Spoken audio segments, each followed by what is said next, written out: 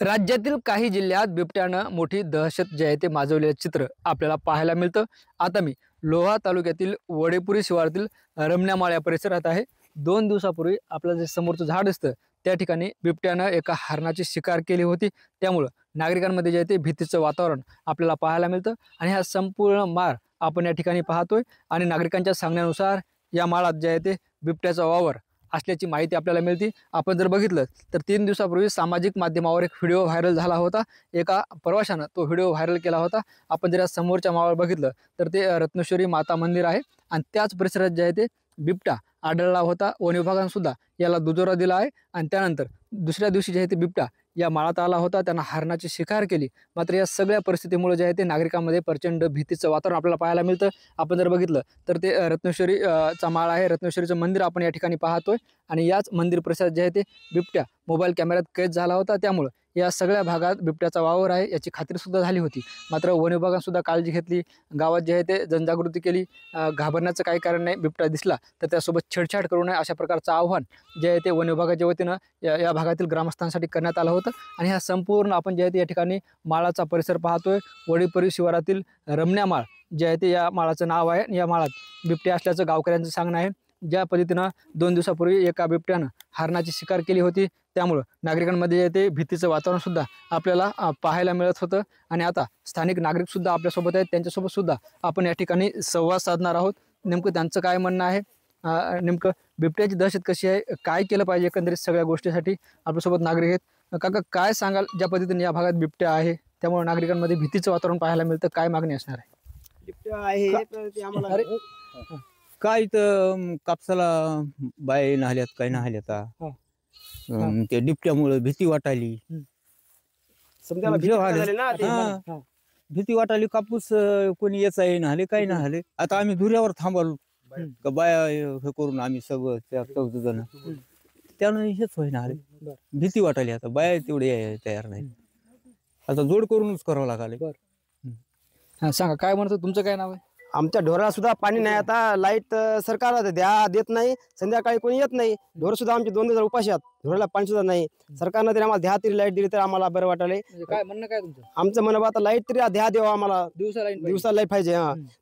Light आमचे ढोर उपाशी मारायत. माणसाला पियाला सुद्धा पाणी नाही. रात्री ते वाट नाही. संध्याकाळी केव्हा पाणी काढायला.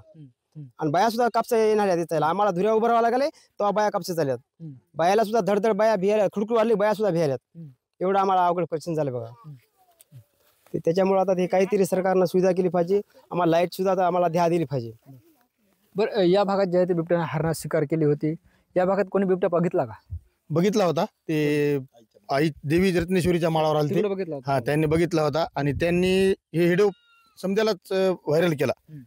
आणि त्याच्यामुळं या वडेपुरी शिवारामध्ये भीतीचं वातावरण झालेलं आहे. तरी शेतकरी आणि कोणी आमच्या त्या शेताला कापूसाचा बी येत नाही, कोण्याच कामाला कोणी येत नाही या भीतीमुळं. तर आता माझ्या मनानं शेतकऱ्याला दिवसा लाईट द्यावी अशी एक वडेपुरीची विनंती आहे. आता हे जे रमण्यामाळ आहे या भागात बिबट्यांना हरणाची शिकार केली होती. या भागात कोणी बिबट्या बघितला का? या बघितला ना आमच्या वडेपुरीच्या गावात. हा, शेळ्यावाळ्या आलता ते माणूस, त्यानं बघितला आणि लगेच ते गावात आला शेळ्या घेऊन. ते थांबला नाही काही नाही सर्वरी. हो. आता मी काही आखाडे बघितले त्याला सुद्धा कुलूप लावलं चित्र पाहायला मिळतं. कुलूप लावलं ना सर. कोणी शेताकडे नाही सर. आता मग रात्रीच्या जागली करत नाहीत का? नाही कोणी नाही जागली नाही. ध्यायाची काही भियालेत लोक. तर दिवसा शेतीला कुलूप लावून गावात चालले सर. आणि मोटर सुद्धा लावायची कोणाची ताकद नाही दिवसा सुद्धा. एवढी भीतीचं वातावरण आहे सर गावात. हो. आपल्यासोबत स्थानिक महिला आहेत. मावशी, काय सांगाल, तुमच्या हातात सुद्धा लाकूड होतं इतक्या वेळ, कापूस वेचण्याचं काम करत होते, या सगळ्या परिसरात बिबट्याचा वावर आहे म्हणून भीती वाटते? भीती वाटते, लई भीती वाटाली आम्हाला.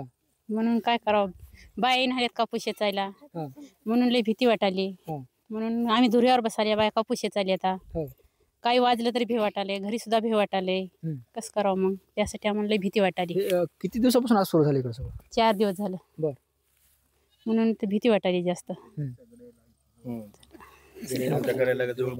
मावशी, काय सांगाल, तुम्ही सुद्धा कापूस वेचत होता काय? हो, कापूस येते ना मी.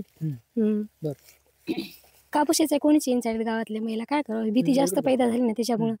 आमची माणसं धुऱ्यावर बसायला तर आता महिलेला मधामध्ये पाठवायला कापूस येचायला.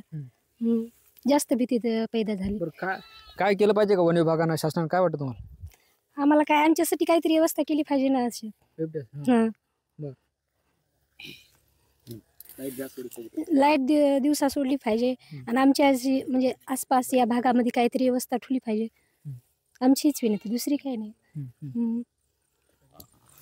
निश्चित आपण बघतोय हे लोहा तालुक्यातील वडेपुरी शिवारातील सगळे शेतकरी होते, ग्रामस्थ होते, ज्यांनी सांगितलं की या परिसरात बिबट्याचा वावर आहे आणि मूळ अडचण जी शेतकऱ्यांची आहे की रात्री लाईट येते, त्यामुळे जे आहे ते भिजवणीचे कामंसुद्धा रात्री करावं लागतात, त्यामुळं दिवसा लाईट दिली पाहिजे अशी या सगळ्या ग्रामस्थांची मागणी आहे. खरं तर महावितरणच्या अधिकाऱ्यांसोबत या ग्रामस्थांनी भेट घेतली, तसं निवेदनसुद्धा दिले.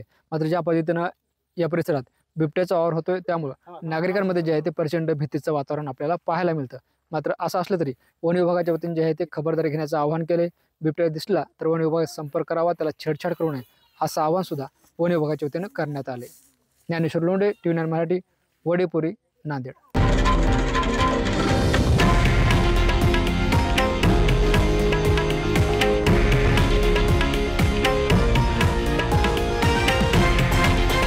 हे आहे देशातील नंबर 1 न्यूज नेटवर्क आणि आपण पाहत आहात TV9 मराठी, एकमेव.